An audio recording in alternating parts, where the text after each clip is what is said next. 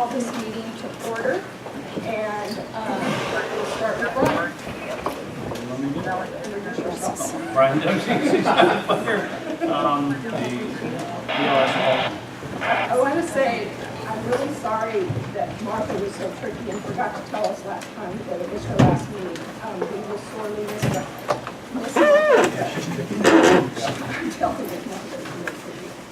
Yeah, Gary Malayo, yes.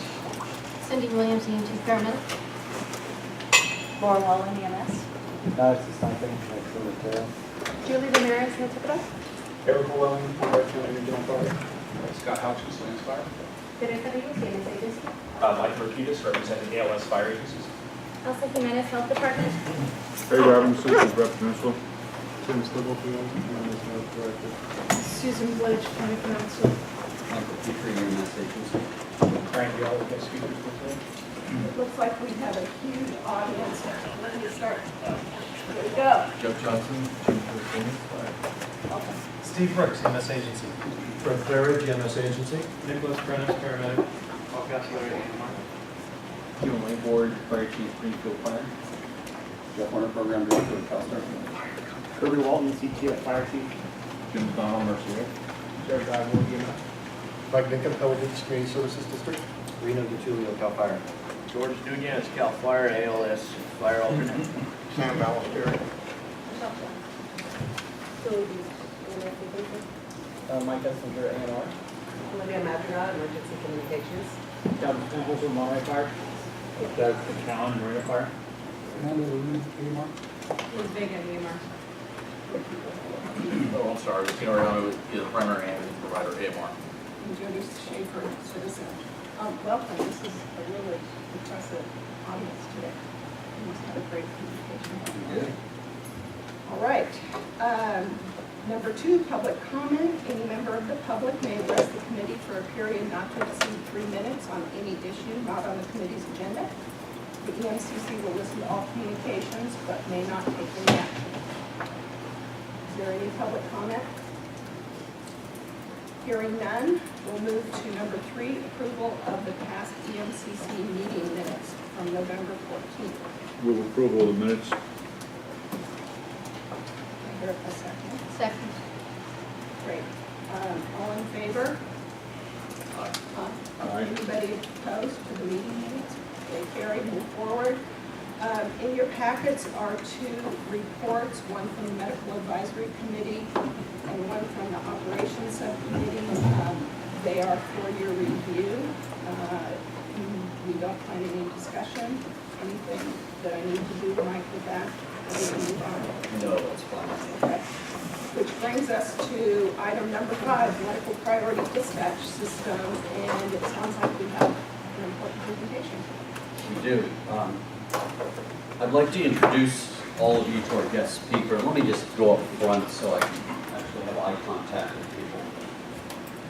Our guest speaker today is Brian Dale, and as you'll see in just a second, I think you're going to find him to be very well qualified and informative. Mr. Brian Dale has worked in emergency services since 1980. He started as an emergency medical technician and emergency dispatcher with Gold Cross Ambulance in Salt Lake City. He completed his paramedic training with the company in 1983. In 1986, he hired on with the Salt Lake City Fire Department. During his work as a firefighter-paramedic, he served as a paramedic preceptor for Weber State University's paramedic program and was involved in quality assurance for field and dispatch personnel. In 1996, he was promoted to the rank of captain. His assignment was to provide quality improvement practices for both EMS providers and the 911 Bureau. Additionally, he would be responsible for obtaining accreditation for their 911 Bureau in both medical and fire dispatch. During his tenure, the department was able to reduce the use of red lights and sirens by over 50% since 1987. In 2006, Brian was promoted to the rank of division chief, where he oversaw the medical services division and served as the department safety officer. Brian was appointed to the position of deputy chief of support services in 2009. In May of 2014, he was appointed as the 21st fire chief for the Salt Lake City Fire Department. Brian served as the Emergency Dispatch Quality Council Standards Board Chair with the International Academy of Emergency Dispatch and is the past chair for the International Academy of Emergency Dispatch's Board of Accreditation. He has a bachelor's degree in Allied Health Sciences, education emphasis.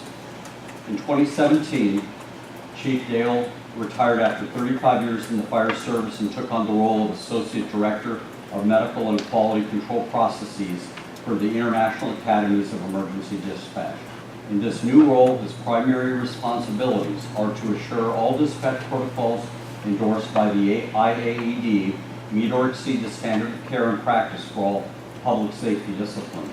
Additionally, he oversees the quality management practices the IAED created and oversees.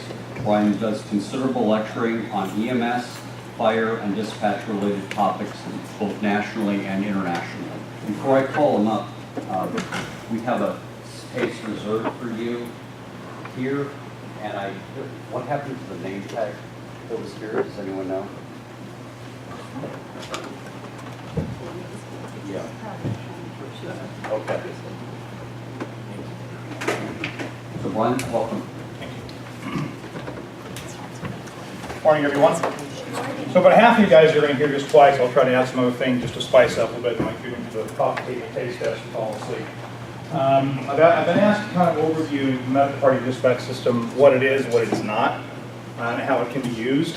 Part of my, if you will, my dissertation is based on my own experiences as a firefighter paramedic in ranks until I became chief and served as a chief officer in Salt Lake City. So there's two companies when we talk about our system.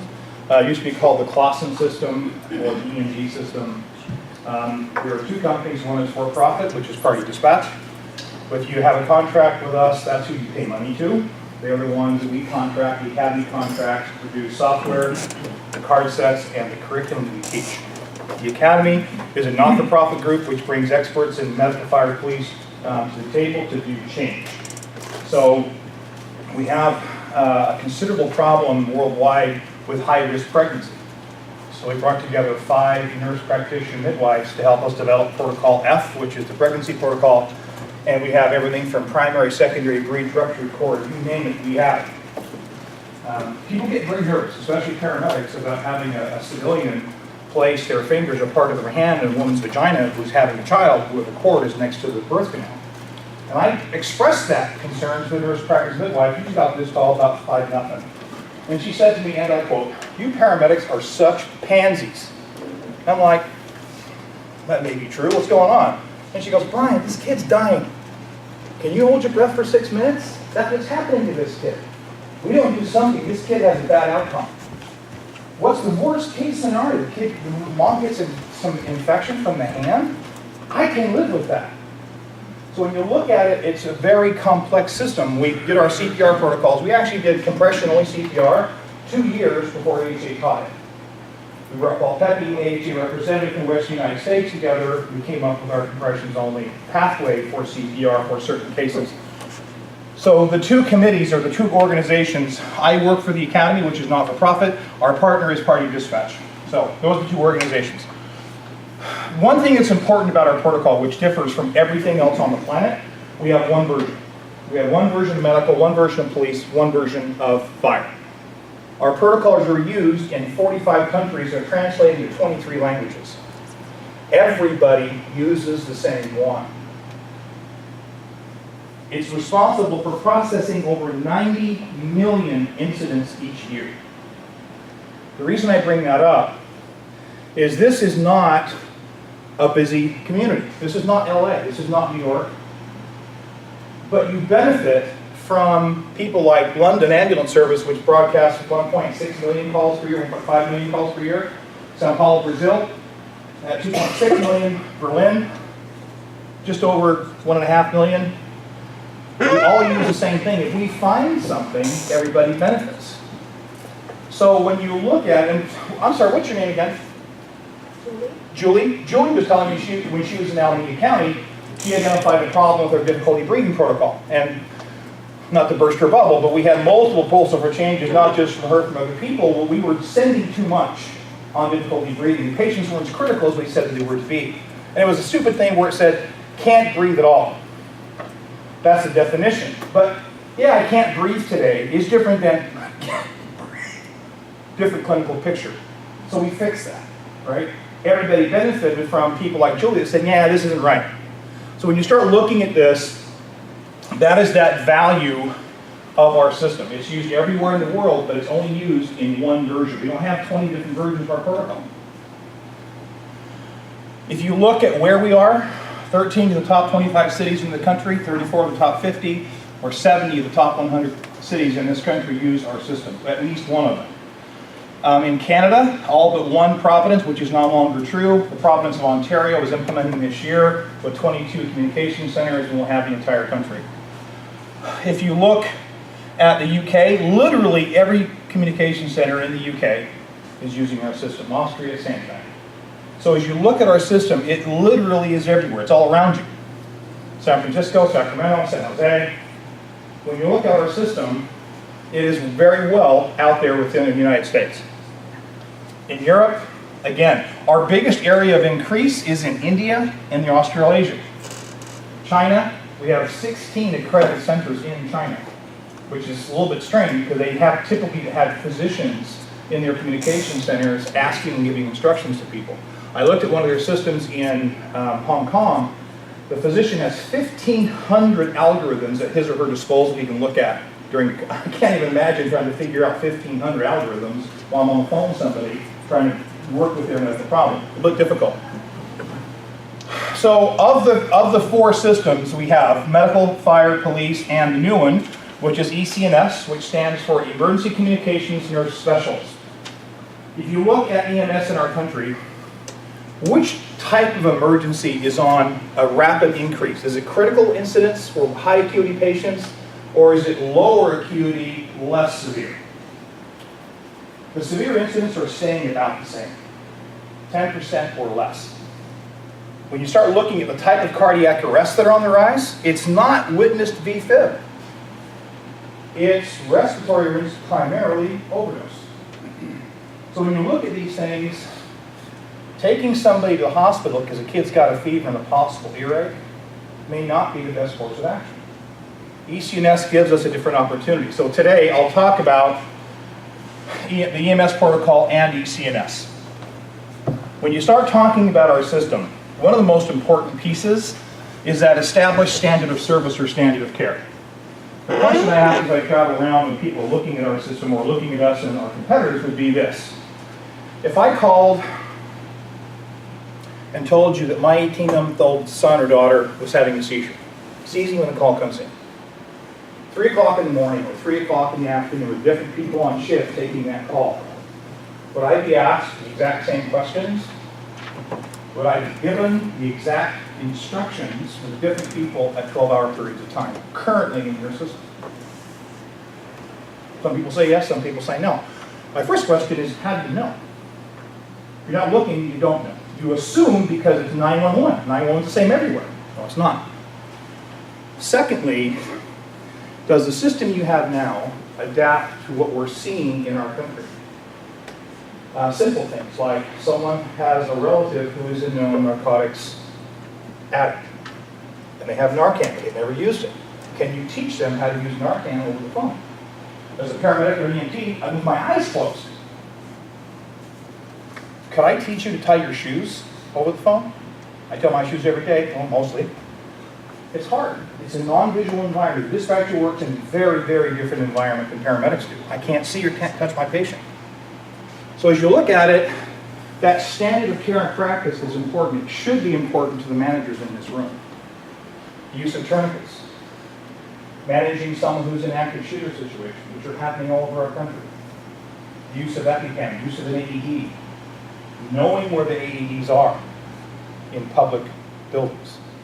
These are all things that the communication system has the ability to know if you're using our system.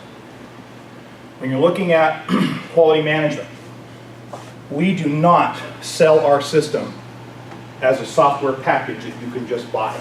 If that's what you want, I can leave now. If you want our system, it comes with case review, feedback, and education, and call taker along with certification. We do not just sell the software, never have and never will. Our system comes with certification for the EMD, certification for what we call the Q, EDQ, and a certifications course for doctors and medical and managers. These are the things that we provide. So no one's walking into this unknown. You can't say I didn't know because we told you initially. We showed you what it's going to do. As far as response methodology, as Mike said, one of the things that our system allows is to reduce the blanketed approach of using lights and sirens. There is a belief, and it is fictitious, that people expect us to come lights and sirens. I'm telling you emphatically with every fiber of my being, that is absolutely not true. Talk to any EMD or any communications expert in this room, and they will tell you the number of times people say, do you have to come with the lights and sirens? We work off of the reverse Burger King rule. Special orders do upset us. We do it our way. But there are many, many times when lights and sirens are not necessary. So when you look at it, that is the truth. There's a fictitious belief, though, that our system tells you what to send. I got to tell you, I don't care. You as a chief officer can send anything you want. You want to send a Dolly Madison wagon on a not-alert diabetic, knock yourself out. It doesn't matter to us. We're providing to you a clinical code that says, here's a chief complaint, here's the severity, here's why it's this serious. What you do with that, up to you. The nice thing is, Todd Stout, who is the president of First Watch, who's based in San Diego, we're a data analyst for pre-hospital services. Talking to Todd last year at Navigator National Conference, he said, your database is the cleanest I've ever seen. It's the cleanest data I have access to. And has the least amount of garbage, and your codes don't change. 10 years from now, the codes, we may have added new codes, but the codes we already have will always be the same. You want to go back and study them? That's your choice.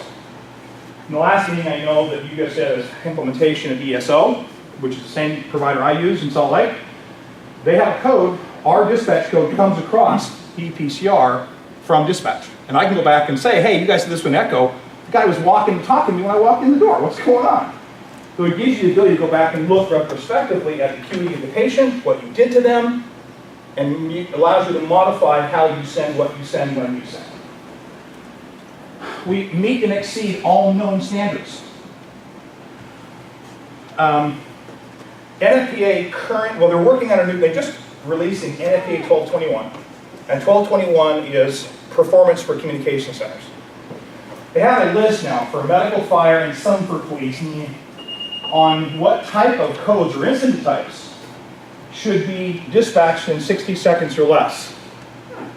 And we meet that standard. And we have a report in ProQA, which is the software, where you can measure your performance against those codes that match NFPA. Or you can add others as you choose. When you look at that, we are in constant contact with these organizations. We have an alliance with IAFF, Lori Moore, looking at those instances for the NFORCE program, or the CARES program. We're involved with IAFF as well. We have a long partnership with AHA, the Heart Association. They came out with their CPR standards, hands on chest, for certain types of critical cardiac arrest patients, and I'll show you that report. When you start looking at this, the value is there.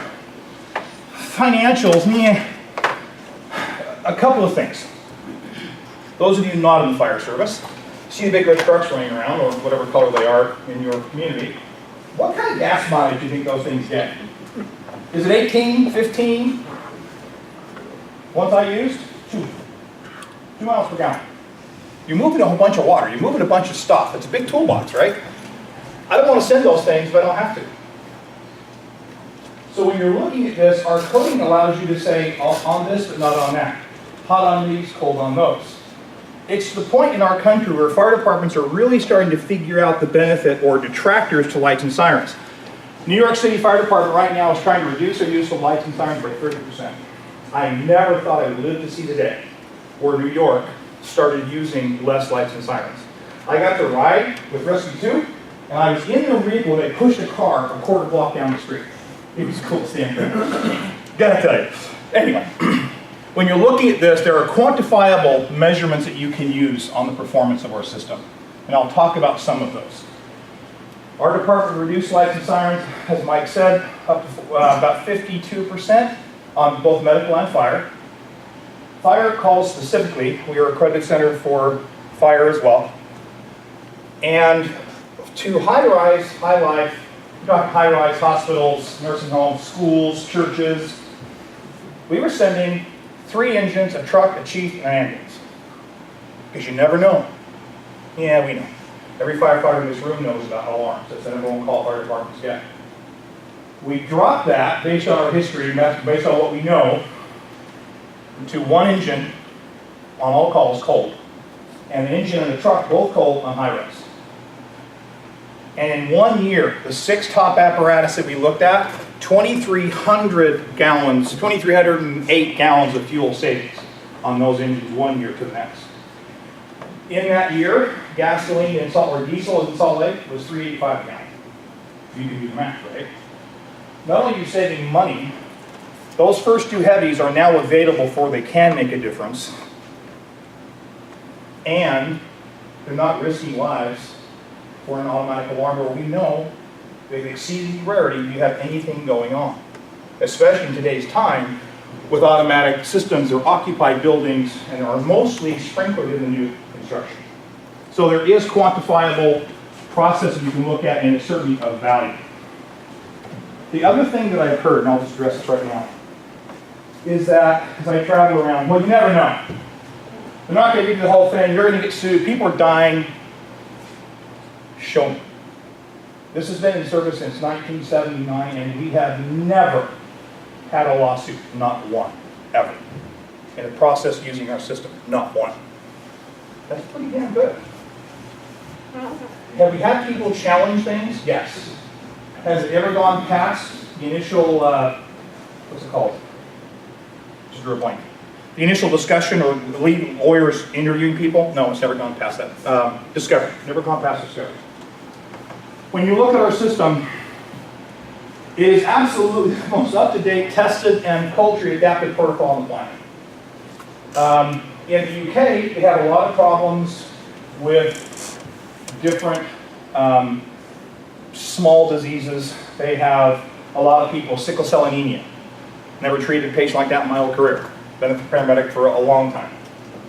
Never seen it. They see it all day long in London.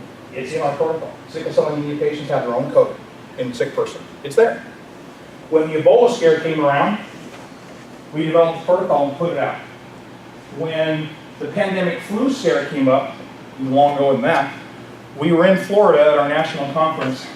We developed in the hotel a protocol for pandemic flu and release of the entire world in 72 hours, less than 72 hours.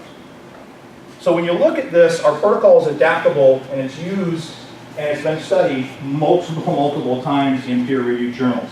Currently, in medical, we're in version 13.1. 13.2 is already being developed, should be released sometime late 19 or early 20.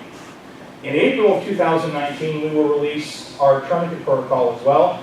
They're starting to put tourniquets and they're attaching them to AEDs in public places. So if you have an active shooter or some type of large-scale incident and someone has a tourniquet, the dispatcher can tell them how to use it. That sounds easy to do, right? Do you know how many publicly available tourniquets you can purchase on the market today? It's not one. And they all do not work the same way. Ratchets, Velcro, wind splints, you name it, they're there. So our dispatchers have to be able to adapt to the tool the caller is using, just like they have to adapt to AEDs. So, our dispatchers using our system have access to instructions on how to use an EpiPen, how to give Narcan injections. And again, very few of the home kits are auto-injectors. They're either pull the cap off, give 2 milligrams, some of them are break the old vials. You have to draw the Narcan and give it, some of them are inhalers. The misters, right?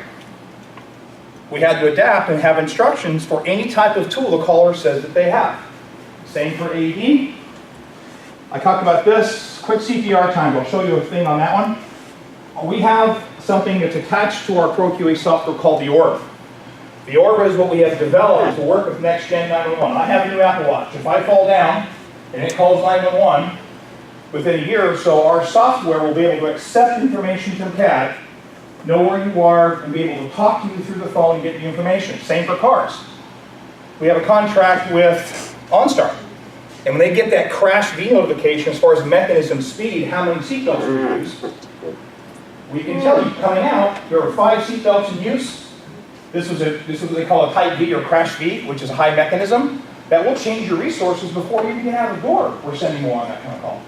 So we're developing these resources as they are developed. On the structure fire, we actually have instructions in our fire protocol now, mainly for rural areas, to exit the building if they've got no other choice. If they've got fire looking at their butt, they're not waiting. They're going to get out or they're going to die. And we use firefighter survival techniques, breaking through a drywall, those kinds of things to get them out of the building. The thing we learned from talking to civilians, I came in this building through the front door. If this building catches fire, where do I go? Front door. I'll bet you $20 is the closer exit to where I'm standing right now. I wouldn't go there. I know where I came from, right? So again, our instructions help people exit the building if they have to. Caller in danger and active shooter, we have those instructions as well. And then rapid dispatch for specific engines. The other big complaint about our system, it takes too damn long. Really? If you are in, okay, this is where people have already heard this and turn their ears off for a minute. If you're in most fire stations in this country, mine included, you're sitting at the kitchen table having lunch. And in urban environments, one of our many frequent calls is man-down calls. You get dispatched on a man-down call. You could lay in front of my door. I'm not going to step over you. I'm just going to wait for you to move.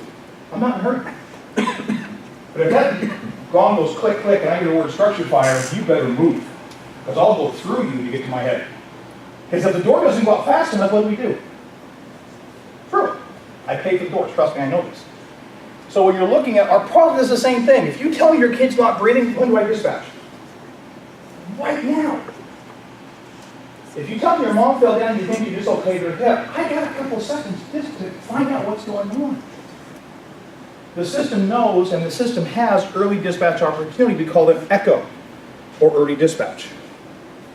And when it's not, we give ourselves a little bit of time to make sure there's no safety issues, to find out more of a detailed assessment before we pull the trigger. So, hands on chest, CPR. AHA defined for certain patients, hand on chest time desirable of 120 seconds. Remember that not all cardiac arrests are created equal. If I have a respiratory arrest, which is the only one that's climbing right now because of narcotics, that's not the arrest we're looking for. That's a ventilations arrest. It's primary respiratory event. Those are going up, by the way, not VFib arrests, but those are going up. Respiratory, electrocution, hanging, suffocation, those kinds are inclining. But for the arrests which are primary cardiac driven, AHA says 120 seconds is desirable without barriers for hands on chest. So we developed a report that shows you this. This is our code. You have to worry about that right now. 9 is cardiac arrest. E is early dispatch echo. Echo 1, which is, there's 2 types. I don't know what I'm talking about. And then these are our codes. AHA defines these blocks of time of T1, T2, T3, T4, and T5. Our users don't understand what that means. So we converted T1 through T5 into language that they would know. Problem description, tell me exactly what happened, to my baby's not breathing, cardiac arrest ignition. Cardiac arrest ignition to tissues in the patient. Place your father on the floor. Don't remove any pillows. Tell me when it's done. Okay? Then position patient hands on chest. For us, knowing, look, we've done video, watching how lay people have never done it before do CPR, can be funny, can be amusing, but for us it's center line, nipple line, go. That's as simple as position as we get. Center line, nipple line, hands on chest. 120 seconds is desired. Without barriers, our longest time was 106 seconds. That sounds great. We have done a study on this. Out of 100 patients, how many times do our dispatchers not meet any verbal or physical barrier? 1 in 4. So how many times do you find a cardiac arrest patient laying on a bed, in a chair, wedged between the bed and the nightstand, between the table and the wall? Those are barriers. You can't expect 120 when the patient's wedged between the bathtub and the toilet. It's not going to happen.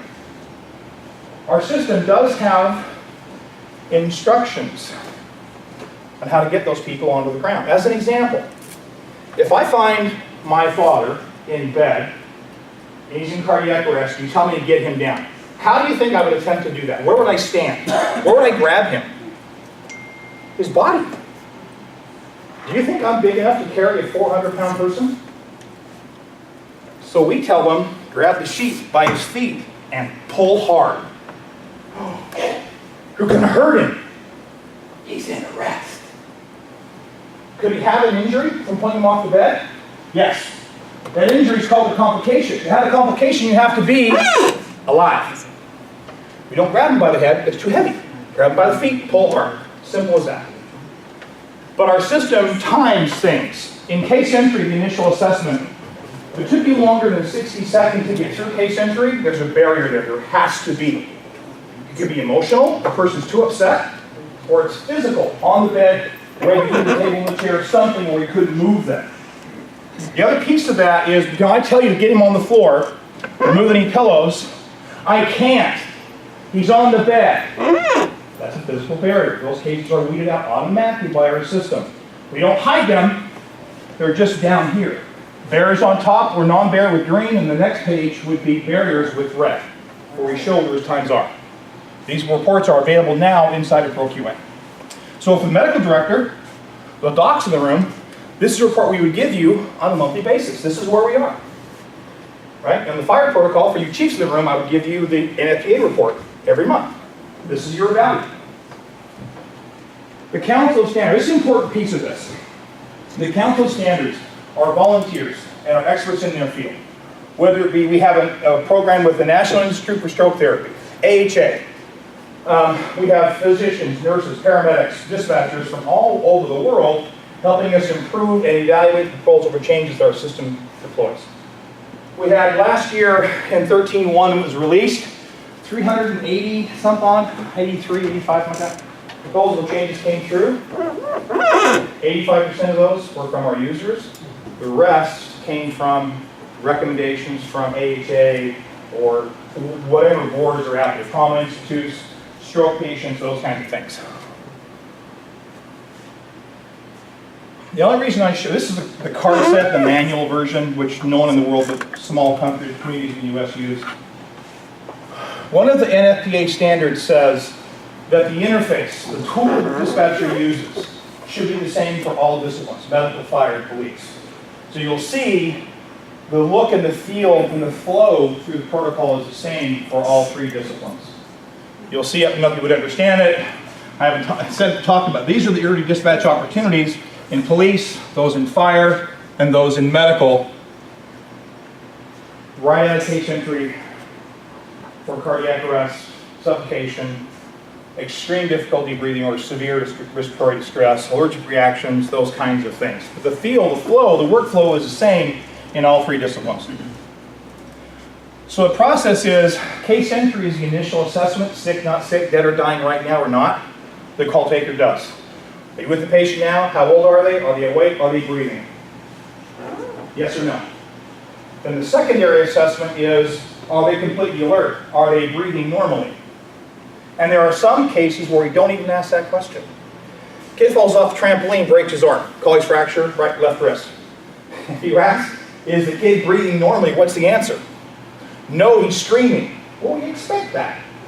The only time we ask about breathing normally for trauma patients is if the injury is to the neck or chest. Because we know it over triages if we did it the other way because we used to do it that way. So those questions will come in and come out based on what type of protocol we're looking at. And then the third piece and the last piece is the instruction sequence. And this is something sometimes people forget. The dispatcher has a 0-minute response time. They're there when they pick up the phone. They're just there by remote control. Some of the easiest things they do, area management, bleeding control. Instantaneously you're doing this. It's the #1 reason people die from motor vehicle accidents. They do the windshield taste test, they're not belted in. In a rural community like most of Utah, they lay on the seat, airway occludes, they die. Dispatcher can manage that. They're already providing care. They're doing simple things too. Unlock the front door. Put away family pets. Kind of hard to take care of grandma with a chihuahua biting on your ankle. We put him in doggy prison. Doggy prison is the bathroom. Source of water, cooler, washable floors, right? We tell people what not to do. Do not do CPR. Don't hold them down. When I was a captain, both my firefighter paramedics were very large people, which was good because I make people mad they want to kill me when my firefighters protected me. But they like to break stuff, and they're good at it. They knock on your door, you got 2 seconds to answer. They're like this, can I? No. Did you try to knock the door? Oh yeah, it's open. They're doing things from the time the call comes in to try to help manage that system before the responders are on scene. Okay? Here's what a lot of you probably want to hear about or have concerns about. This is our response matrix. Now realize in medical, there are now a total of 49 different key complaints. It may not be fair, 45 through 49 are transfer protocols for facility stuff that even 911 would not use. But there is a number, like 1 is abdominal pain, 10 is chest pain, 9 is cardiac arrest, 17 is fall. And then this one of these letters. Omega is the lowest level of response or patient acuity, and it gives the agencies the opportunity to not respond. Most commonly used here in the US is accidental ingestion. I call you up and tell you my kid accidentally took one of my wife's Geritol tablets. It looks red, kind of like hot tamale, right? Transfer that patient or that caller to poison control.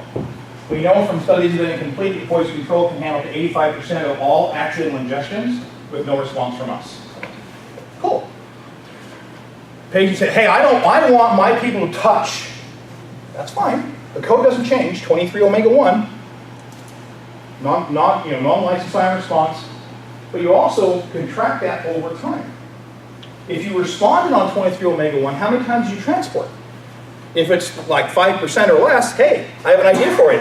Let's save some fuel. The next level of response is alpha. Requires a BLS, the acuity is BLS. People say, yeah, but all my ambulances are paramedics. I don't care. In that level, the alpha level, they're functioning as a transport component of your system, right? So even though they're paramedics, they're still just provided a transport component in this model. My history is, in Salt Lake, fire department does not respond on alphas. We transfer caller to Go Cross as our private provider, and they handle alpha calls. Allowable response time, 14 minutes, 59 seconds. If they're taxed, they call us, hey, can you guys send an engine? Because we're peak load right now. Sure. No lights, no siren. Go shake their hand, take care of it, right? The Bravo response is still a basic life support need as far as clinical acuity, but the recommendation is a hot response, which I do not agree with. We from 1998, we responded cold on these calls, and we're extremely comfortable with it. From 1998 until I retired in 2017, I do not know of any complaint other than one. 80-some-odd-year-old female fell down, hurt her ankle, go across by themselves in a very high area of the mountains around us, and they got lost. 19 response time, didn't change the outcome. Her husband was upset, but she was okay. There's this belief that people expect us to come lights and sirens, and I'm telling them emphatically that's not true. It's not true. Now we move from the basic life support to the advanced life support. Charty level response, example of a Charty call. I'll use a different call this time. 39-year-old male, chest pain, alert, breathing normally, having chest pain. Not critical. He's in cardiac range. We want to get somebody on scene, right? So that would be your ALS component would respond hot, 12 lead, those kinds of things, right? And if you need first response, an example like this, you may have a fire department vehicle between the patient's home and the ALS unit coming inbound. You could send them as well. For us, on certain patient types, Diabetics, chest pain, we respond cold on that, and it's just the paramedic engine and the Gold Cross unit. Other agencies do it different. That's fine. You have to have that level of comfort that you have within your own department based on your resources and your environment and make those adjustments. And again, the Academy doesn't care. We're giving you a clinical code. Whatever you do, that's up to you. But remember, we have recommendations here. And if you're sending everything on everything lights and siren if something bad happens, there's the political acuity we've already had, right? So you get to own that as well. The Delta response, this is a patient in life threat, unconscious overdose, anaphylaxis, severe difficulty breathing, gunshot to the central core of the body. Those are kind of things where we are concerned for the patient's outcome. We have enough data actually to tell you in 3 conditions, difficulty breathing, chest pain, and unconscious, those chief complaints combined with the patient being not alert, they have a high, what they call CAQ, cardiac arrest quotient in the out-of-hospital environment. They arrest out of hospital. So if I were a chief officer with limited resources on those codes, I'd be sending everybody. I'll move people around to get somebody to that code because I know those patients die. The echo response is the early dispatch, the same as Delta, except it happens right from the initial assessment. I call you and tell you, I just found my wife in the bathroom, she's turning blue, she's not breathing. Do I have what I need? Yep, I do. This is a cardiac arrest without asking me any questions. I don't even ask how old she is. I dispatch right now. And before I start CPR, ProQA comes up and says, is the patient over 80? My wife, I'm saying yes, right? And I just move into it. What you send on these codes is 100% up to you. I don't follow all of the codes. Well, I didn't follow the codes when I was chief officer in Salt Lake. I do not believe that the 32 Delta code is valid. It actually came from a study that was done in London, which I don't care about. In Salt Lake City, a man down life status questionable by passerby. These patients are, we don't call them frequent flyers, they're loyal users. We see them all the time. And they're not critical. Let me show you, San Jose Fire Department, friend of mine, retired there, Deputy Chief Gary Glasso. Their number 1 man down call in San Jose was a guy in a sleeping bag under the freeway. I don't think you get hit by a car and land in that position. It's a person sleeping. So I found the same thing in Salt Lake. 32% of our calls in Salt Lake EMS-wise come from a 6-block area. I'm not kidding, 6 blocks. There's our homeless campus. We send closest apparatus cold, ALS, BLS, don't care, closest one, and go across cold. We have a very high cancellation rate on all of our 32 Deltas. So again, this is up to you. The medical director should be involved. These are clinical decisions. They're not just resource decisions for a fire chief. These are clinical decisions that you're looking at. Having some clinical background, having somebody say, yes, makes sense to me, and having your data to support that is a good idea. We have always recommended medical director involvement in our system. ProQA, I don't have time to show you ProQA. We have interfaces with over 360 CADs worldwide. CAD is still the primary driver. Our software is a slave routine in CAD. Secondary or daisy chain system or provider in CAD. CAD is still in charge. There were several studies done in the UK, and they showed that cases using ProQA versus cases using in CardSet are 16 seconds faster per case in ProQA than using a CardSet.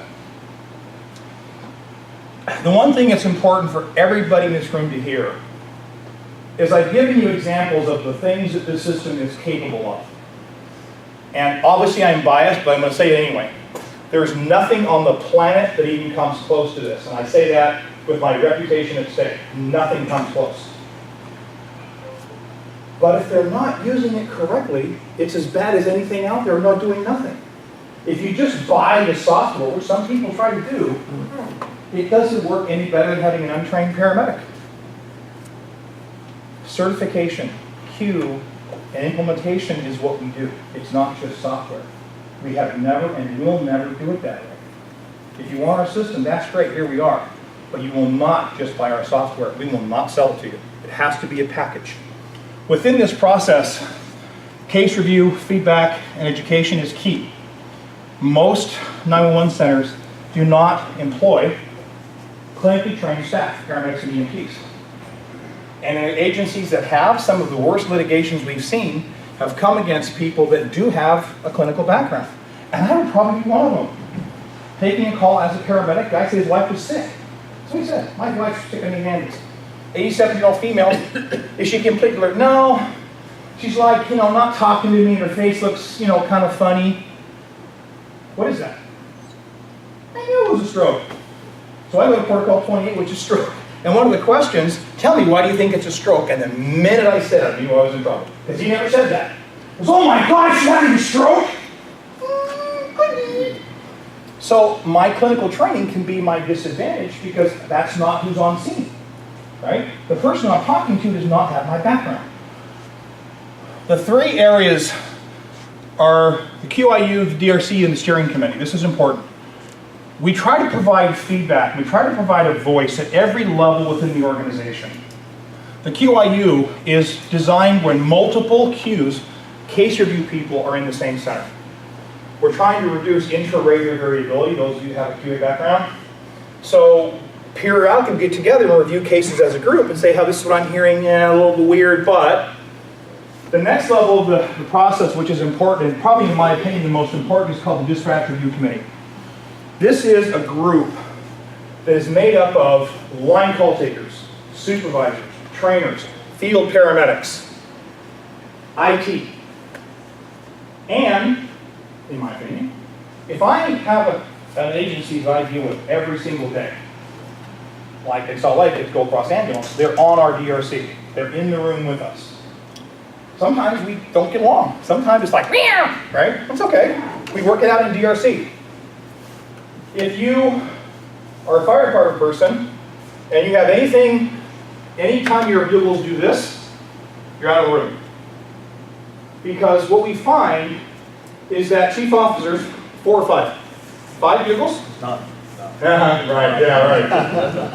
If I talk to the chief of the department, or he's talking to me about something he wants, what does he expect my answer to be? Yes. 5 bugles gets a yes more often than not. But if he's in the same room with the police chief, the medical director, the comms director, maybe not so much. Now it's a level playing field. But in the dispatch review committee, nothing higher than a captain, lieutenants are better if you have them. They're bringing to the forefront the field's concerns. How come, why not, when, why not, where? Those are valid. Because what happens at the coffee table in the fire stations? We talk about the dispatch rocks, right? I can be dispatcher watch. 10-4, watch. 10, we'll do it again. 10-4, that's the belief. So when you're looking at this is that methodology we bring the players together. We actually also involve police. Is a psych problem a police problem or an EMS problem? What's your training as far as taking care of a psych patient? Glucose monitor, right? And other than that, scrape them off. That becomes a problem. But you deal with that policy procedural wise in that committee. Policy procedures, proposal to change, all of those things come from the DRC. If they do not meet, and I'm serious, if they do not meet, over time, your system will fail. You've got to have that interactive thing going on. They meet monthly and they work hard. The last group is called steering committee. They meet quarterly. Your definition of a steering committee member is if you have to personally sign policy. If that's your job, that's your group. Fire chief, police chief, comms director, medical director, operations manager, EMS chief, whatever the titles are, if they have to sign policy, that's the group that they're on. And their job is absolutely not write policy. Their job is to say yes or no to the policies that the dispatch review committee wrote. That's the only thing we ask them to do. Last thing, ECNS.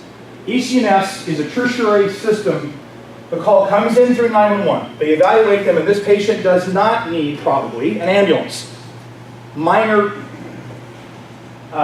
medical conditions, episodic care, simple things, low acuity. The nurse who has certified as an EMD and has emergency communication nurse specialist training as well, which is an entire week for nurses, to take that call from 911 with all the data we push from our version of ProQA to theirs, and then they look at it. We know that right now in EMS, 75% of our 911 calls are from the lower socioeconomic group. We know that. And a lot of these calls are either misuse or abuse of a true emergency system. So we end up clogging up ERs. We end up having diversion tactics or diversions being drawn on EMS crews trying to find a hospital bed because there's just nothing, no room at the end, right? And it clogs up the entire system. The other problem is that resources available for a critically ill patient are decreased. So by using this system, oh, was that stupid build? Okay. This is an example, traumatic injury, where it was low enough acuity where this comes up and says, the information you have provided us indicates the most appropriate care for her would be to speak with the experts at the Nurse Advice Center. And they transfer into the ECNS. And then the ECNS, the nurse, then would look at those cases. A high volume of calls of parents regarding children and the elderly, which is true. Many of these cases may be seen at a later time. They don't have to be seen right now. And in one system, they'll actually arrange for a clinic visit tomorrow with a taxi cab picking you up and paying the bill. In Salt Lake, when I did this, the hospital association, 4 hospitals in Salt Lake Valley, gave me $800,000 to implement this. If it's worth $800,000 to them, it's a valuable thing. And they gave us $8,000 in taxi cab vouchers to help. Pretty cool. The biggest thing I wanted to show you, the last thing here, of the system, about 58% of the time when it gets to the nurse, they're actually cared for in the home by the nurse and the caller. 58%. If you think about the savings to the caller or to the patients and the system, this is a valuable thing. And there's a belief that the people, everybody that calls 911 has insurance, and they're going to pay us. I'll take that bet. When I looked at doing transport in Salt Lake, we're having an argument with our provider. The money that they get in Utah is 33 cents on the dollar bill. 33 cents. So we have this belief that we're paying, that people are paying for ambulance rides, but they're really not. They're writing off millions of dollars of debt every year. So this system provides the ability to use a tertiary system that benefits everyone. Oops. All right, a couple things and I'm done. Compliance is key, as I said before. If the dispatcher is not using the system well, it's not going to work.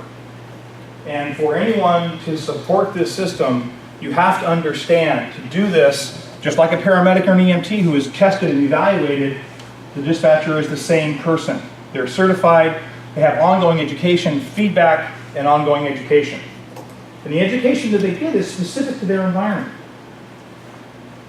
It can't be some clinical presentation on AMIs where the doc's talking about 12 leads and blood gas. Because the dispatcher's like, what do you say? I mean, paramedics do that when docs are talking about 12 leads and stuff. So we want that education to be specific to their knowledge and their environment. Providing emergency dispatchers with a regular objective feedback regarding their performance dramatically improves how rigorously they follow a systemized dispatch protocol. The thing you guys need to understand when they're not in the dispatch environment is, for a long, long time, dispatchers, the only feedback they got was when something went bad. So no news was good news. If you don't talk to me, I must be doing okay. If you talk to me, it's bad. Our system has corrected that because we give random feedback with a specific methodology, specific times, and number of cases, types of cases, every month. And our college, the College of Emergency Dispatch, which is our research arm, has education online that is absolutely phenomenal. Every dispatcher can get all their education from our college on our LMS. That is all video, it's professionally done. It's very cool. Accuracy. People worry about the accuracy in our system. I'm telling you, it is accurate. 98.3%. The time when the call taker says this is a critical incident, you're going to find an ALS patient on scene. 99% of the time, if they tell you this is a stub to or boil on somebody's butt, that's what you're going to find. 99%. A study was done in Salt Lake County using the system. All the dispatch agencies in Utah use us. The dispatchers were more accurate in detecting strokes than paramedics. That irritated me because I was one of those paramedics in the field when that study was done. But it's true. The dispatcher using the tool, we have the stroke diagnostic tool, was more appropriate finding those patients than paramedics were. We also have developed a new tool for large vascular occlusions or LVO strokes as well. We'll be implementing sometime later in 2019. Again, 99% of EMS requests for triage by the dispatcher for lower priorities are just that. And if you think about it, it's not that hard. I've got gout in my left toe and I can't sleep. That's probably not a heart attack. I mean, these are patients that are clinically stable, right? The ones that are harder are those ones that say, yeah, something's wrong with my mom. She's got maybe a heart attack or something. Great. Then we have to figure out what that means to that caller. Have to do some clarification on those types of incidents. But even in those cases, 98.3% in a large study was done in London by Sheffield University showed the same thing. 98.3% of the time dispatchers get it. People talk about how the dispatchers can't figure this stuff out. London Ambulance Service used to use paramedics to do the dispatching. Now they use EMS certified by us. They had a 200% increase in the detection of cardiac arrest in London City by using us instead of paramedics in the street. 200%. The other piece of this is ours is the one system that actually mandates medical directors be involved. It's not a choice. The medical director has to approve certain things. We have a definition of obvious death, and those definitions are 9 different things. Doctor can say yes or no to all or some of those. You can also add your own. Like the post patients where they have those orders, pre-hospital orders, directives, but have those things, you have a state bracelet in Utah, those kind of things. Medical director is involved in there. Defining certain things like complications from pregnancy. The use of certain pieces of the protocol like the aspirin diagnostics tool for chest pain. The medical director has to be involved in those decisions and should be involved in clinical decisions as it relates to lights and sirens. Okay? Okay, last thing for me. How much time do I have? 5 to 2 minutes? Yeah. Okay. Now this goes back to my own personal experience. Salt Lake City Fire Department used to send closest vehicle, closest engine, lights and sirens, ambulance lights and sirens on all Bravo, Charlie, Deltas, and Echoes. On Bravo calls, 1996, 19,737 total. Of those, Bravo level runs were 9,608 of those incidents. Transported hot to hospital 72 times. Patients less than stable, 14. Now in the old, we called it a SMRF, State Medical Incident Report Form. It said 1 through 5. 5 is life stable, 4 is life critical, 3 was in arrest, 2 is died at hospital, 1 was died at scene.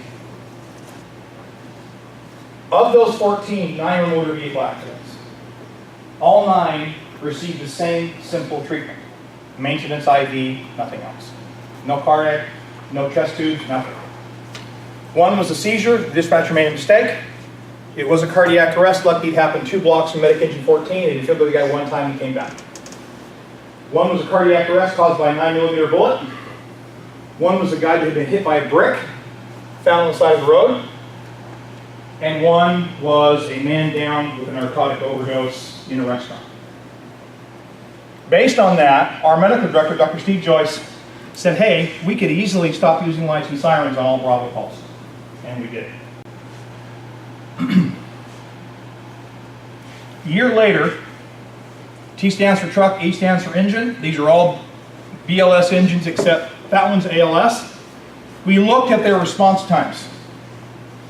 This is all lights and sirens. This is cold.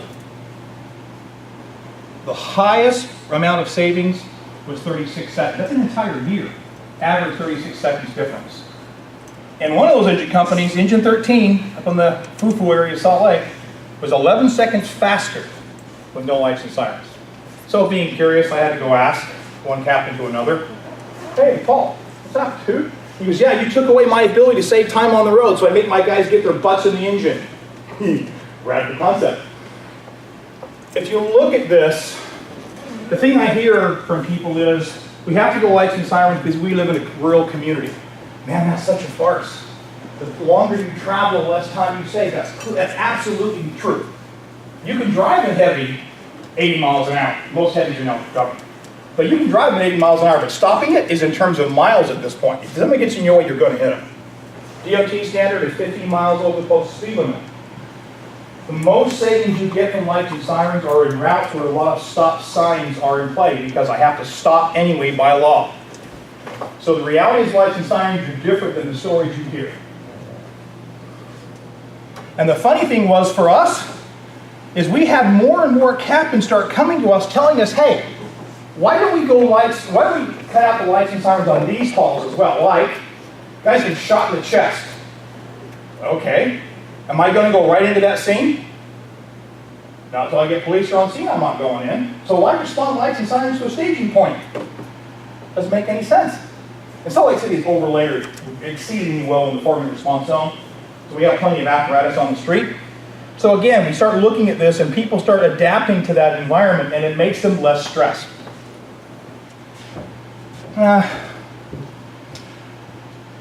We also see a decrease in ALS treatments when we're looking at all calls versus what we're dispatching them on. And the other piece of that is our system is designed to over triage with any doubt. All auto pedestrian accidents, high mechanism, delta level call. The exception to that is what we call a low speed, like person's backing out of a parking stall at Walmart and bumps into somebody's leg. Walking speed is our definition of low speed. Walking speed. The dispatcher's not sure which do they would choose, an alpha or a delta in that case. They're always going to go up. They don't want to accept that accountability. They're going to go, they probably go up more than they should anyway. I'm not taking that call. Okay, I get it. So that's our system in general. I believe you guys have a large schedule, so you want to forego the questions unless somebody's really bugging somebody, or we can do it after. Probably a good idea. I was going to say, unless there's one question that somebody would like to ask right now. One thing I'd like to do, I did a disservice to our speaker. I skipped a paragraph, and I'll give it to you shortly. No, I feel I have to, because this is a key part of his experience. He was the EMS division chief for the Salt Lake City Fire Department and their safety officer for 8 years. He was the deputy chief of support services for 5 years. And in 2014, he became the 21st fire chief for the city of Salt Lake City. So he, is a fire professional, career firefighter also, and a chief officer. And I think that's really important for this audience, so people understand that this is not, this is a standard. I think it's 43 nations and 2 billion languages or something. 23 languages. Yeah. Close. Thank you very much for the presentation. Thank you. And then it looks like the next item on the agenda, Susan is going to have a conversation about legal issues. I'm passing out a memo, and I'd appreciate it if we can make sure every committee member has it before it's passed to other people. That'd be great. And we'll post this on our website. People, want to download it. It's very short. Mike had asked me to do a quick memo outlining the EMS agency's authority to regulate dispatch. The law is pretty clear. If there are any questions, I'm happy to answer them. Any questions for Susan? I do. Are you talking operationally or administratively? Because there's two differences. I am focusing on medical control, which would include policies and procedures. Administratively,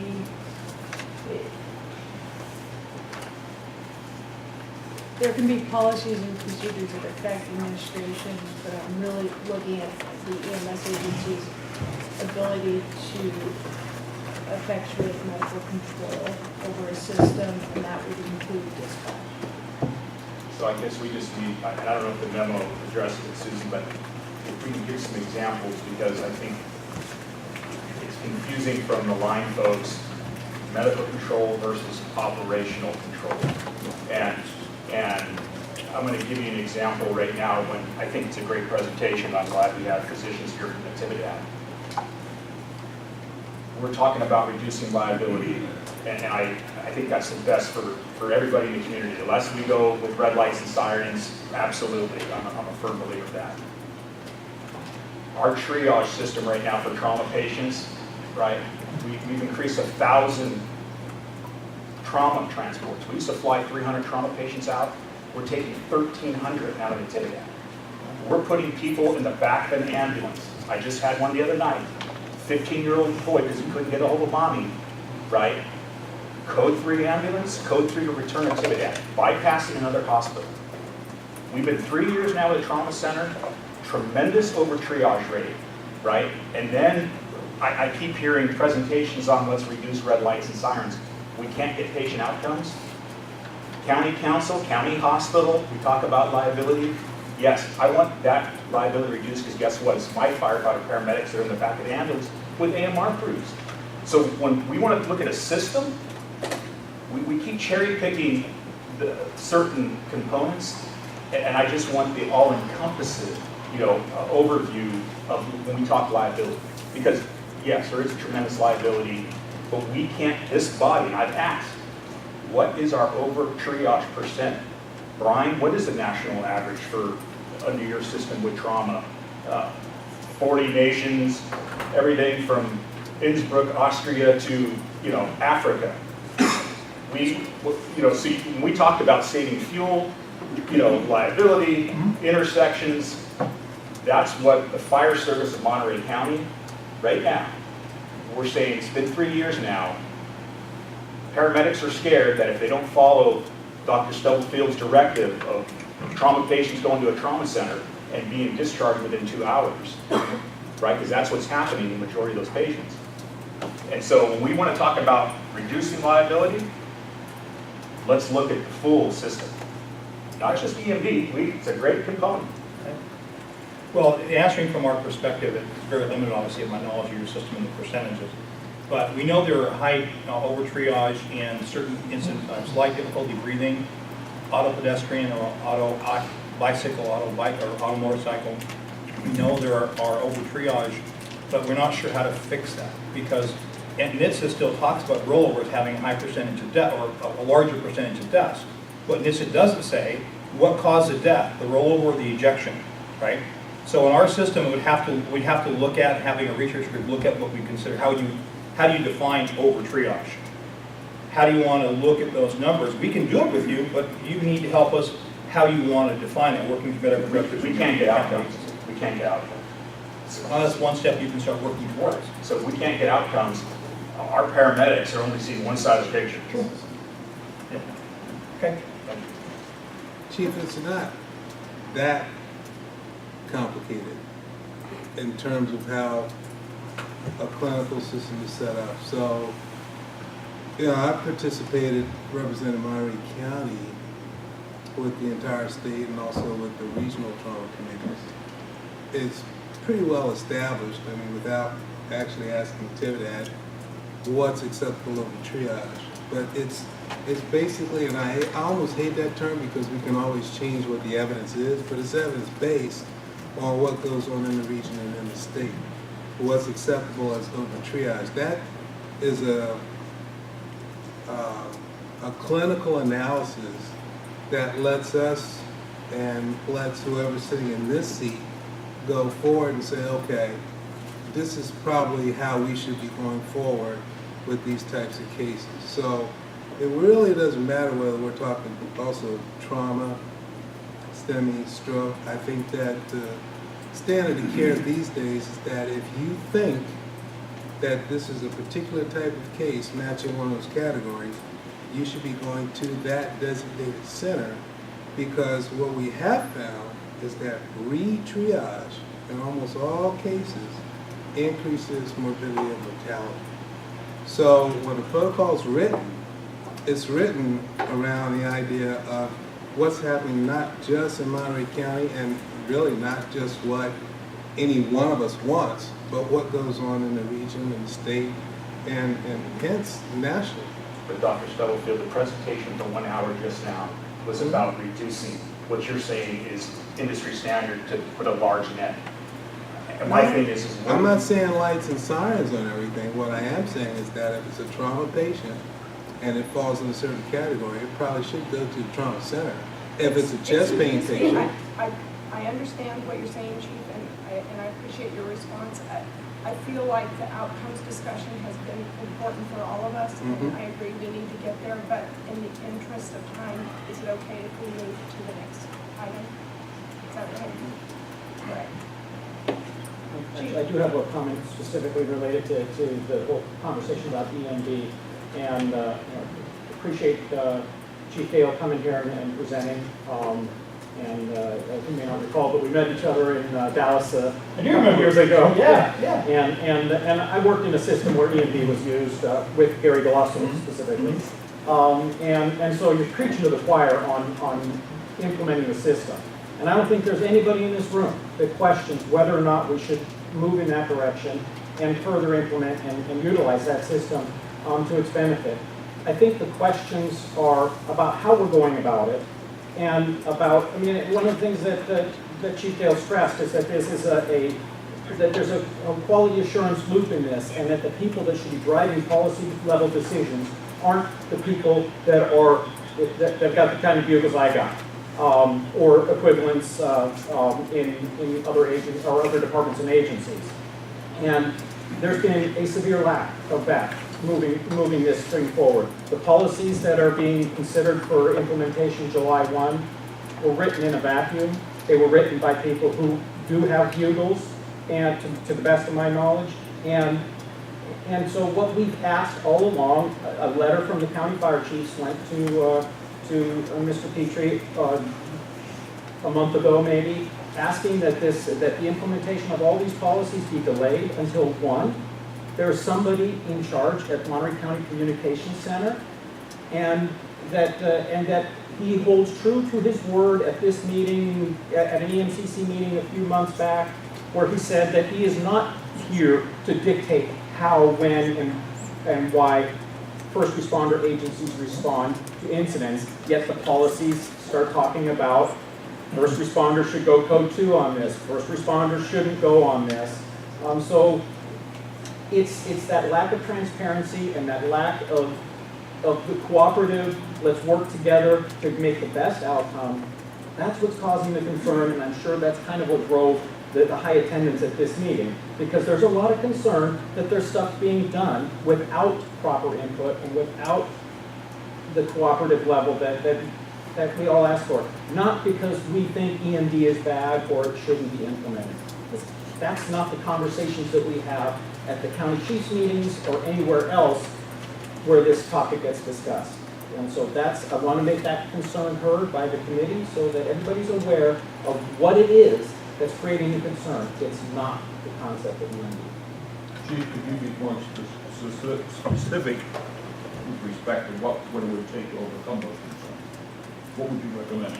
Well, for one, let's not do anything on this until our partners at Monterey County Communications have somebody in charge. They haven't had a leader there since it's been 7 months now, something like that. And no disrespect to Olivia, but that should be there so that when this, because it's not that whether or not we implement it, it's how we implement it. And there are options on how it gets implemented, but those options have already been predetermined in the way the policies are written. And it may or may not be the best solution, but if you make that decision without including all the stakeholders, in particular the communications center that has been dispatching EMS calls since when you and I first started the system many, many moons ago. That process seems to be flawed to me. And I don't think we're dealing with life and death decisions that we have to implement. If we delay this by 6 months, it isn't going to wreak havoc in the world. And that's what we've been asking all along. Appreciate your comments. Did you have something? Yeah, I was just trying to understand what the issue is if we're trying to come up with different determinant responses, and I think I had asked a question to Mac of the steering committee, and I'm not trying to create more committees, but I think that committee provides a lot of input from decision makers that kind of come together as a group, specifically for the EMD process and determinant responses, because those are the folks that get the input from the dispatch review committee to look at the data, look at what's reasonable response and what isn't. I asked a question, if we have a steering committee in place, or to at least explain it, and we never finished that discussion because of time. But again, I just trying to understand what the real issue is here. We got some rules in front of us, but what is our issue that we're dealing with here? And we can analyze this a little bit more to understand and conclude what we should do better in the system.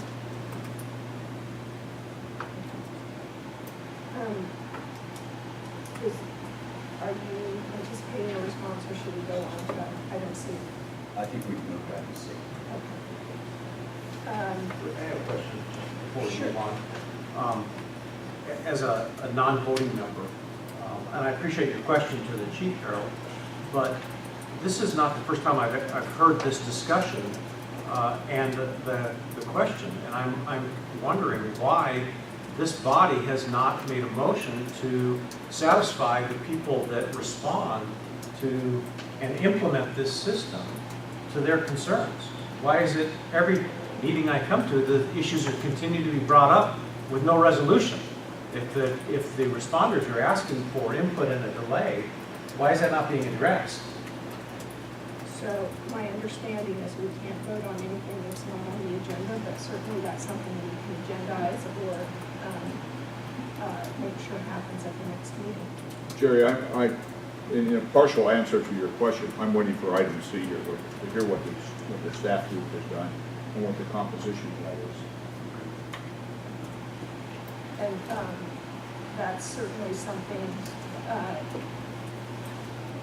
Mike, if you were to make a motion about what you would like brought to this table next meeting, what would that motion be? Well, thank you, Madam Chair. The question I have, and probably your expertise is better, and I don't know if it should go to Mac or where.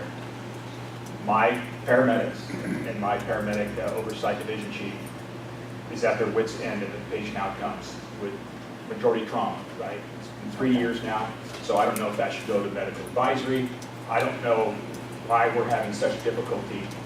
But when I hear about liability and what I'm seeing happening every day and talking to the parents after their kids are discharged for 2 hours and a $48,000 ER bill, right? And it's been happening quite a bit, is I'm frustrated that I hear on one side that we need to reduce liability, and I'm a firm believer of that, but let's look at the system.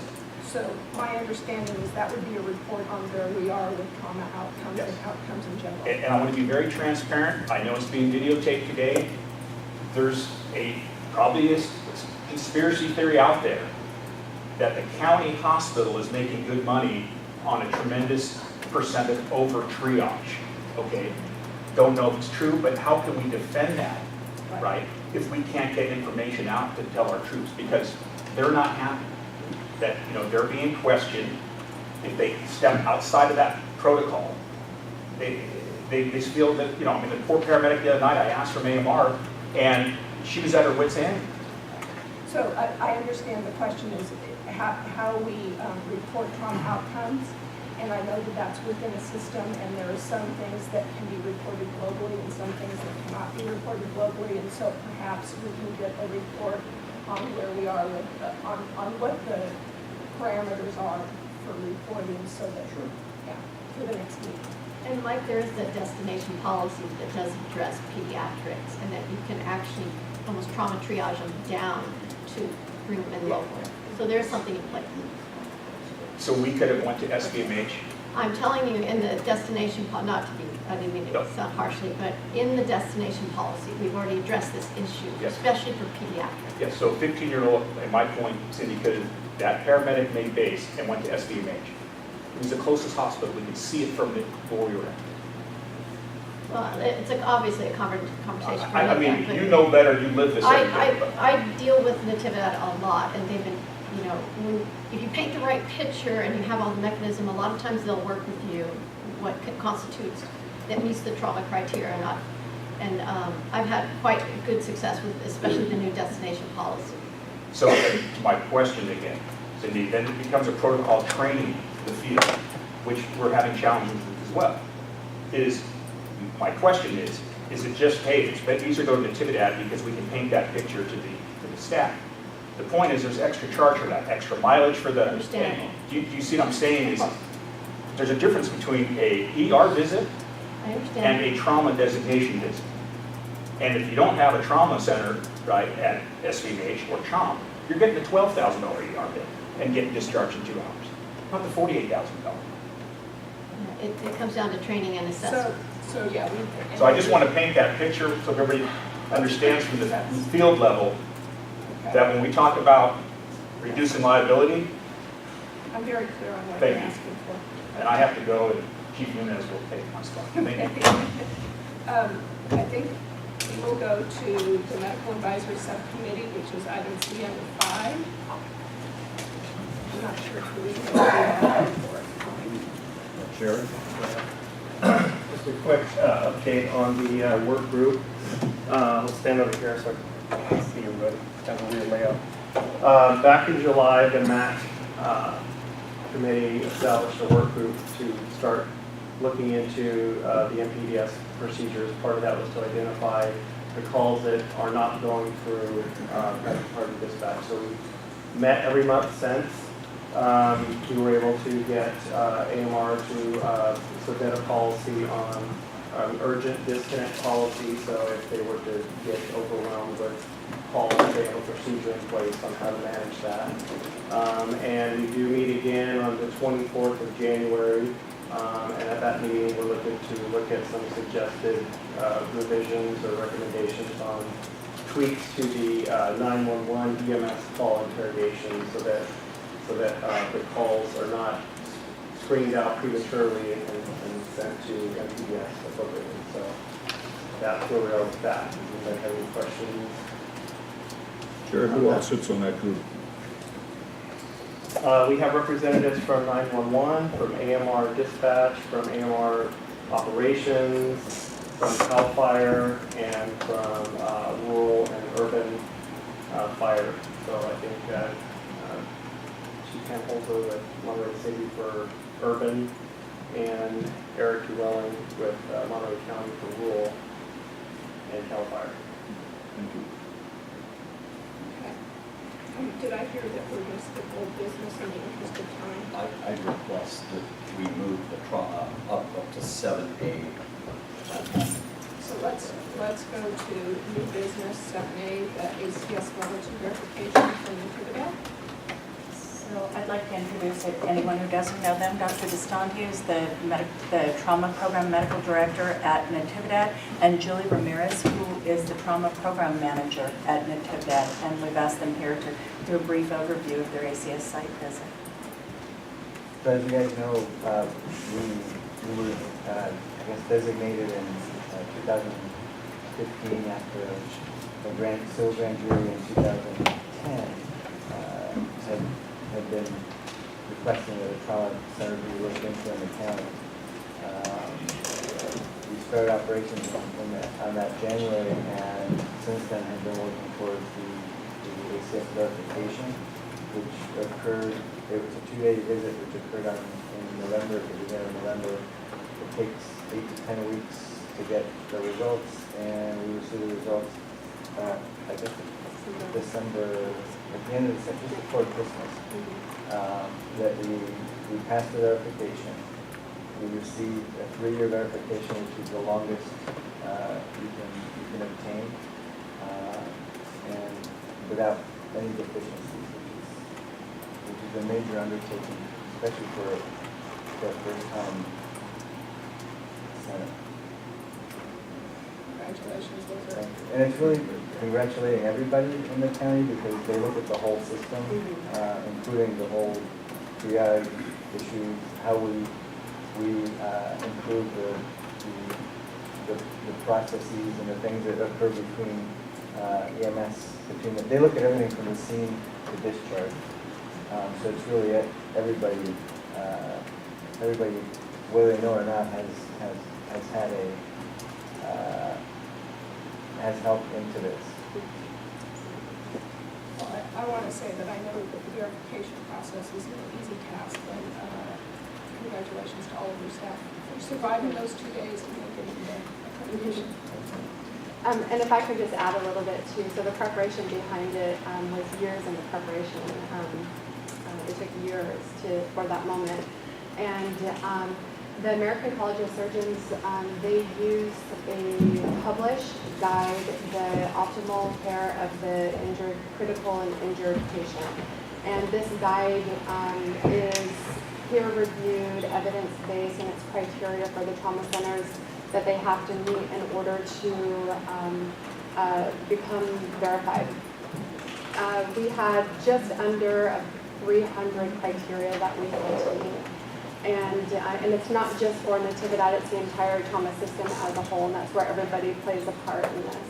And when they came for the site visit, they had looked at how we met the criteria, but they also looked at some details while they were on site, and they did a lot of patient review. We had to prepare over 300 records for them to review and have available to them. Over 10 different categories of patients, such as mortality, epidural hematomas, admission to ICU, survival with high ISS scores. So we prepared all of this and provided it to the reviewers, and they looked through it inside and out. They have a pretty interesting process. It's very detailed.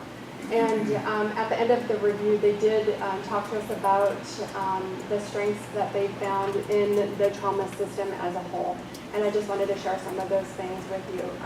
They felt that the organization of our trauma system as a whole was an incredible strength.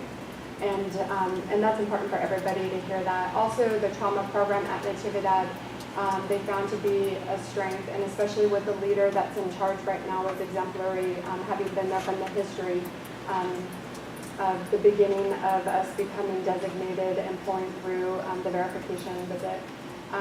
We have some resources within the trauma center that were found to be very beneficial for trauma as a whole.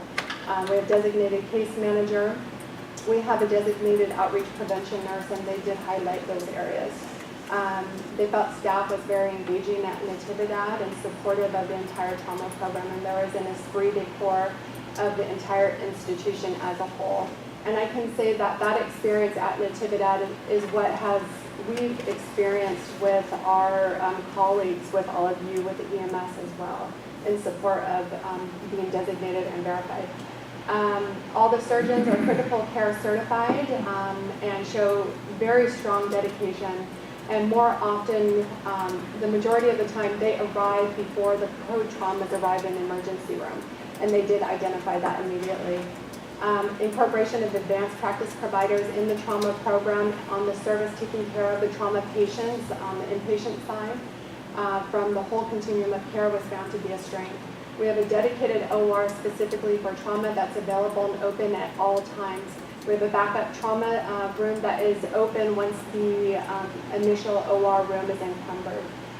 When both of those are encumbered, we have a very strict contingency plan that goes in place, and we're constantly analyzing that and communicating that with EMS as well. We have an acute rehabilitation unit that's on site that they visited, and they're very happy about that and felt that it was a wonderful resource for our trauma patients in Monterey County. They also found that the PIPS program, the PI and the quality improvement is very strong and well structured from issue identification, action plan development, and event resolution. And called that the heart and soul of trauma program and improvement as a whole. They also found strengths with our relationship with EMS and loop closure that we obtain when issues are identified, and we develop action plans from that as well. So I just wanted to share a couple of those things, and just so you know that this is not just specific to Natividad, it really is the trauma system as a whole, and everybody played a huge part in that. So, thank you. Can I give one quick comment for context and precedent? And that is, I have first-person knowledge of the ACS site visits of a number of the level 1 and level 2 trauma centers in the immediate Bay Area. And what I can say is that to accomplish a visit with no deficiencies is indeed rare. That's a major undertaking, and it's really testament to Julie, Dr. Destanti, Laura's work, and the whole trauma team over there. And congratulations to you guys. It's a huge step forward, not only for Natividad, but for the trauma system and the whole EMS system. And we still have a lot of progress we're going to have to make, but this is certainly a tremendous milestone. And candidly, I think it puts to rest some of the disinformation that's been out there about the quality of care at Natividad. So congratulations to both of you for some really stellar work. Under new business, let me move back to old business. Can I ask the committee if there's any specific action or concerns about discussing anything in the old business between the data systems, performance metrics, CSA distribution, first response. Is there anything that is important that we can talk about today? I just wanted to give a report on the CSA 74 that we did not disperse in December. So I do have the calculations. I can hand out the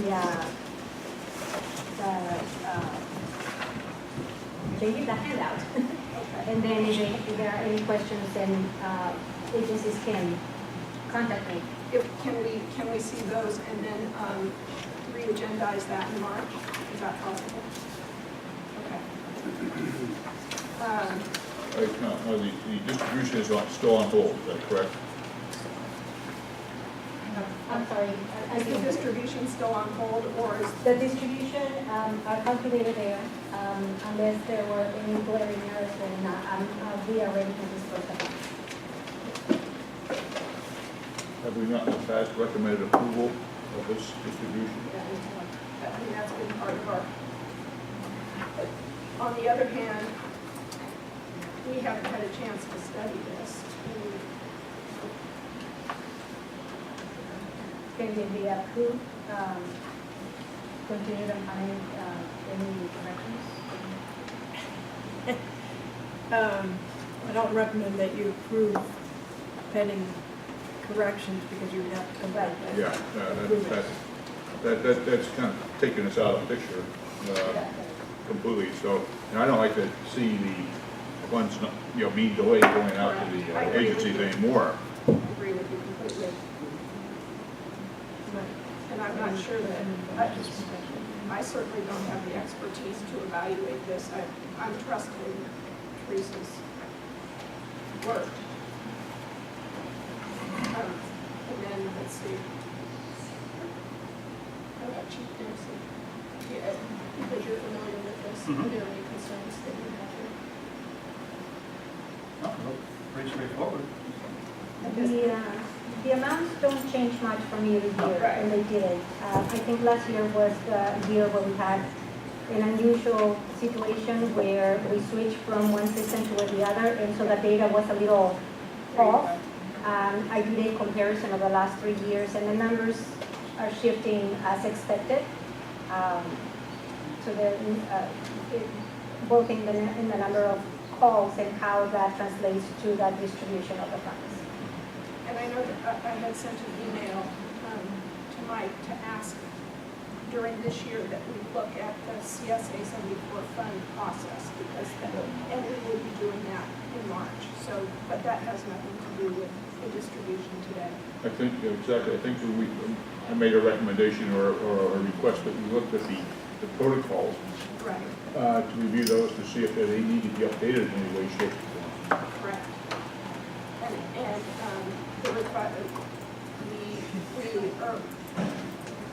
I was okay with doing that, start in the March meeting, knowing that distribution would have to take place before.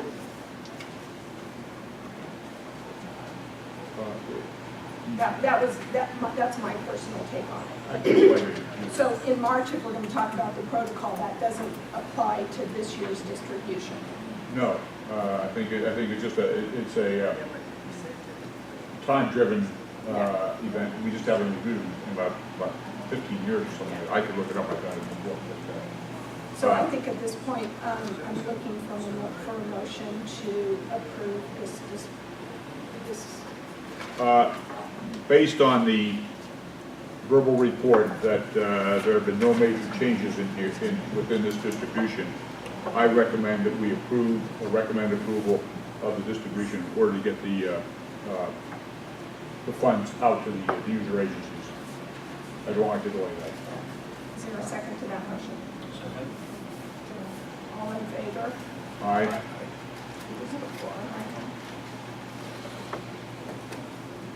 Do we have a quorum? You know what, we lost the poll. But we have an alternate though. Oh, yes. We have an alternate, so we haven't lost it. 5, 6, yeah, we're okay. We're okay. Okay, all in favor? Aye. Anybody opposed? Okay. Motion passes. EMT pre-hospital continuing education provider audits, is that something that can be deferred to next week or next month? Or is that something that? Steve, here, just say. 2 seconds worth. Willing to touch CET programs as those representatives here. As far as CE providers, we had a couple of CE providers with some hiccups in their system, so the EMS agency will be pushing forward review of the EMS CE providers from Monterey County, and over the course of the next few months, we'll be doing a review. There'll be a checklist sent to the program director so you know what to expect, and we'll just make sure everything is the way it's expected so we get good education. Thank you, Steve. Next is announcements. I don't know if we have time, but I think maybe I wanted to announce our 2018 accomplishments that we have completed within our primary ambulance provider, but just for lack of time, I don't know if we can put that for the agenda for next time. But just in a nutshell, we have accomplished about 11 big points for the ambulance provider in the last year. And I just wanted to kind of share that and just let everyone know what we've been doing and what we look forward to doing here in the next year. Are there any other announcements? The EMCC may not discuss or take action on any items raised, except to decide whether to place the matter on the subsequent agenda. Hearing no other announcements. Item 10, our next meeting is scheduled for Wednesday, March 13th, right here at 10:30 a.m. And then, is there anything for the good of the order before we adjourn? Just one more last thing, sorry. AMR as well as CalSTAR in cooperation with Salinas Fire, we're looking at doing a trauma symposium ski class in March 27th. We're still finalizing some of the location. But with our integration with CalSTAR this last year, we're looking to provide some big trainings for our local providers. So more to come with that. With that, I would say we're adjourned. Thank you guys very much for